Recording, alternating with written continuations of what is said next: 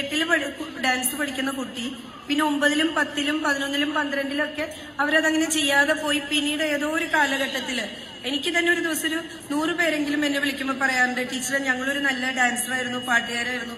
ഇപ്പൊ 2 മക്കളുണ്ട്, ഇനിയിപ്പൊ എങ്ങനെയാ പോണേ, പിള്ളേരെ പഠിപ്പിക്കണ്ടേ, രാവിലെ ഹസ്ബൻഡിന് മുമ്പ് ചോറ് വെക്കേണ്ടത്, അവർക്കുള്ള കാര്യങ്ങൾ ചെയ്യേണ്ടത്. ഇതൊന്നുമില്ല.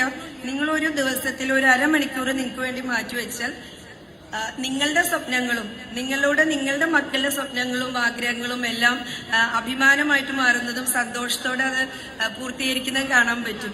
അപ്പൊ ഓരോ വേദികളും ഓരോ കലാകാരന്മാർക്കുള്ള ഒരു ഉറവിടമായിട്ട് അവർ വീണ്ടും വീണ്ടും വലുതാവട്ടെ. കാരണം അവർക്ക് നല്ല ഗ്രേസ് ഉള്ളവരൊക്കെ ആയിരിക്കും. 2-3 കാര്യങ്ങളിലായിരിക്കും അവർ പിന്നോക്കം നിൽക്കുന്നത്. ഒന്ന്, സമൂഹത്തിന് ഒരു ചമ്മല് അല്ലെങ്കിൽ സാമ്പത്തിക പ്രശ്നം. ഞാൻ എന്റെ ക്ലാസ്സിൽ എപ്പോഴും ശ്രദ്ധിക്കാറുള്ളത് സാമ്പത്തികം ഞാൻ ശ്രദ്ധിക്കാറേ ഇല്ല. കാരണം കഴിവുള്ള കുട്ടികളെ ചെയ്യിക്കും.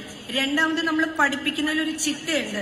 നമ്മളെപ്പോഴും നമ്മുടെ കുട്ടികളെ പഠിപ്പിക്കുമ്പോൾ 2 സ്റ്റെപ്പ് ഡാൻസ് കളിച്ചു, അടുത്തത് അച്ഛന്റെ അമ്മയുടെ ആഗ്രഹം അവര് യൂത്ത് ഹോസ്റ്റലിന് ഫസ്റ്റ് ആവണം, അല്ലെങ്കിൽ ഇപ്പൊ പ്രോഗ്രാം ചെയ്യണം, അങ്ങനെയാണ്. പക്ഷെ ഞാൻ എപ്പോഴും അവരെ അടിസ്ഥാനം കൊടുക്കാനാ പറയുന്നത്. അവര് ചെയ്യുന്ന എല്ലാം വ്യക്തമായിട്ട് മനസ്സിലാക്കി അതിന്റെ തിയറിയും പ്രാക്ടിക്കലും ഒക്കെ പഠിച്ച് അവർക്ക് ഭാവിയിൽ 4 പേർക്ക് പറഞ്ഞു കൊടുക്കാൻ പറ്റണം. അതിന് ഒരു ഏജില്ല. നിങ്ങളിപ്പോ ഒരു 40 വയസ്സിൽ ഒരു ക്ലാസ്സിൽ ചെന്നാലും 50 വയസ്സിൽ ചെന്നാലും ആ ഒരു കുട്ടി സ്റ്റുഡന്റ് പഠിക്കുന്ന മനസ്സോടെ നമ്മളത് പഠിക്കണമെന്നാണ്